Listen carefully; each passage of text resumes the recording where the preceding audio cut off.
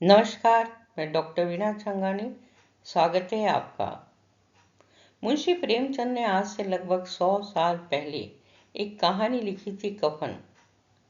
पहली बार देखने पर इसके मुख्य किरदारों गीसू और माधव का व्यवहार हमें क्रूर, अमानवीय और संवेदनहीन लग सकता है कि कोई अपने ही घर की बहू की मौत के पैसों पर कैसे ऐश कर सकता है। लेकिन इसके पीछे छिपा मनोविज्ञान और सामाजिक सच बहुत गहरा है। आज के इस वीडियो में हम कफन कहानी के उसी कड़वे सच और आज के दौर में उसकी हकीकत का विश्लेषण करेंगे। आज 21वीं सदी के इस दौर में जब हम सुबह उठकर सोशल मीडिया खोजते हैं तो हमें कई ऐसी खबरें दिखती है जहां सड़क पर किसी का एक्सीडेंट हो गया है और लोग उसकी मदद करने के बजाय अपने मोबाइल से वीडियो बना रहे होते हैं। रील्स और लाइक्स की इस अंधी दौड़ में इंसान के भीतर की संवेदना इस कदर मर चुकी है कि हमें दूसरों के दर्द सिर्फ एक कंटेंट नजर आता है। आखिर एक इंसान इस हद तक संवेदनहीन और निष्ठुर कैसे हो जाता है?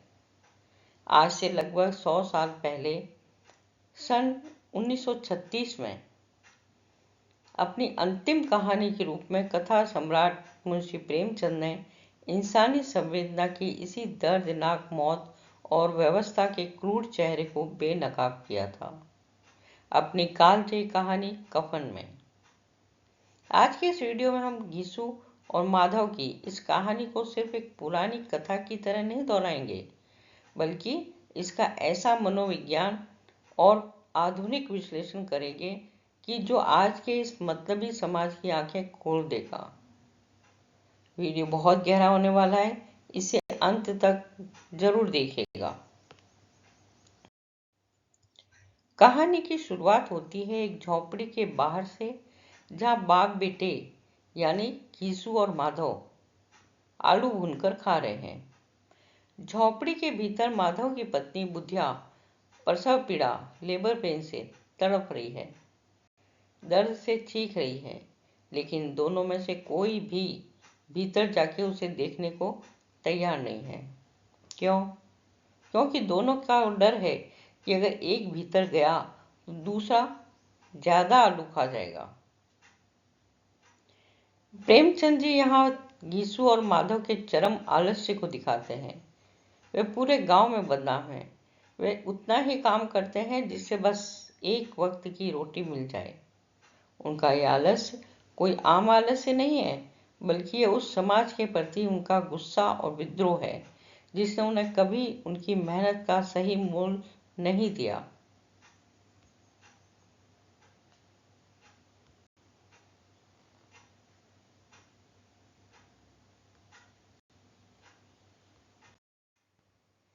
जरा ठहरिए और आज के 21वीं सदी के संदर्भ में देखिए। आज समाज का एक बहुत बड़ा तबका ऐसा है जो दिन रात हाथ तोड़ मेहनत करता है, लेकिन फिर भी वह गरीबी रेखा से नीचे जीवन जीने को मजबूर है। वहीं दूसरी तरफ कुछ लोग बिना कुछ किए करोड़ों कमा रहे हैं। जब एक आम इंसान ये देखता है कि ईमानदारी और कड़ी मेहनत से भी उसके जीवन में कोई बदलाव नहीं आ रहा, तो मानसिक रूप से टूट जाता है। वह सोचने लगता है कि जब भूखे ही मरना है तो मेहनत क्यों करें। गीसू और माधव आज के उस वर्ग का प्रतीक है जो सिस्टम से इस कदर निराश हो चुका है कि उसने प्रयास करना ही छोड़ दिया है और समाज पर एक परजीवी यानी बोझ बन गया है। सुबह होती है तो बुधिया की मौत हो चुकी है। उसका बच्चा भी पेट में ही मर गया। अब घर में रोना पीटना बचता है, लेकिन असली समस्या यह है कि उसके कफन और अंतिम संस्कार के लिए पैसे कहाँ से लाएं। दोनों बाप बेटे गांव के जमींदार के पास जाते हैं। जमींदार उन्हें नफरत करता है, लेकिन दबा खाकर 2 रुपए दे देता है। जमींदार को देखकर गांव के बाकी लोग भी थोड़े बहुत पैसे और अनाज दे देते हैं। कुल मिलाकर उनके पास 5 रुपए जमा हो जाते हैं। जरा सोचिए, जिस बुधिया को रात में बचाने के लिए 1 रुपए की दवा नसीब नहीं हुई, आज उसकी लाश को ढकने के लिए समाज 5 रुपए इकट्ठा कर देता है। ये हमारे समाज का सबसे बड़ा ढोंग है।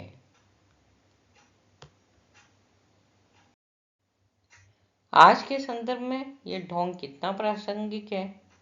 आज हम अक्सर देखते हैं कि लोग अपने बूढ़े माता पिता को जीते जी ढंग का खाना इलाज नहीं देते, उन्हें वृद्धाश्रम छोड़ आते हैं। लेकिन जब उनकी मृत्यु होती है तो समाज में उनकी नाक बचाना और दिखावा करने के लिए लाखों रुपए खर्च करके 13वीं या मृत्यु भोज का आयोजन करते हैं। बड़े बड़े शोक संदेश अखबारों में छपाते हैं। प्रेमचंद ने इसी कड़वे सच पर चोट की थी। कफन महज एक कपड़ा है जो मिट्टी में मिल जाने वाला है, लेकिन समाज उस बेजान लाश पर कपड़ा डालने को धर्म मानता है। भले ही कोई जीता जागता इंसान भूख और बीमारी से तड़प कर मर जाए, पर आज के हमारे दिखाने वाले समाज की असलियत यही है। कहानी का सबसे विभत्स और झकझोर देने वाला मोड़ तब आता है जब घीसू और माधव कफन खरीदने बाजार जाते हैं। वह कपड़े की दुकान पर खड़े होकर सोचते हैं कि कफन तो रात में जल जाएगा, फिर इस पर कैसे क्यों बर्बाद किए जाए।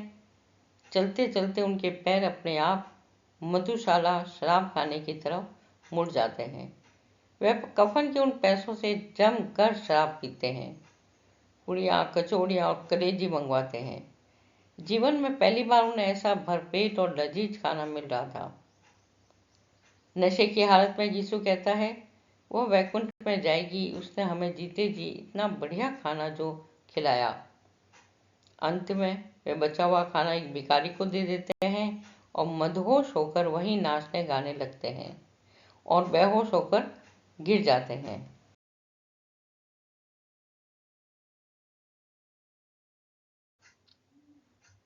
कहानी का अंत किसी निष्कर्ष पर नहीं होता, बल्कि वह पाठक के मन में एक भयंकर बेचैनी छोड़ जाता है।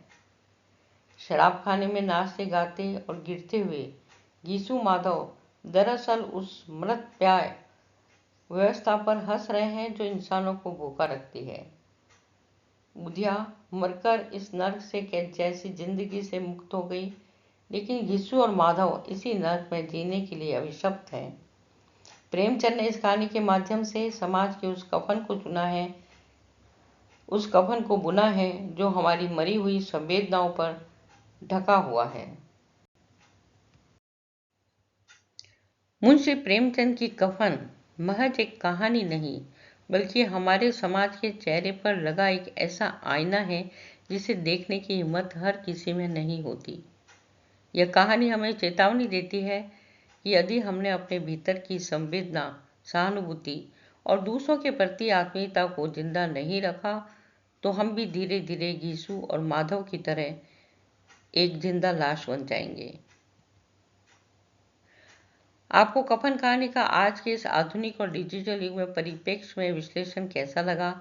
क्या आज भी हमारे समाज में दिखावे की संस्कृति रिश्तों से बड़ी हो गई? अपने विचार कमेंट्स के बॉक्स में जरूर साझा करें।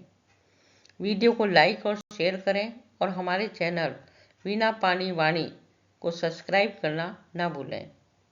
धन्यवाद। मिलते हैं अगली वीडियो में एक नई साहित्यिक चर्चा के साथ।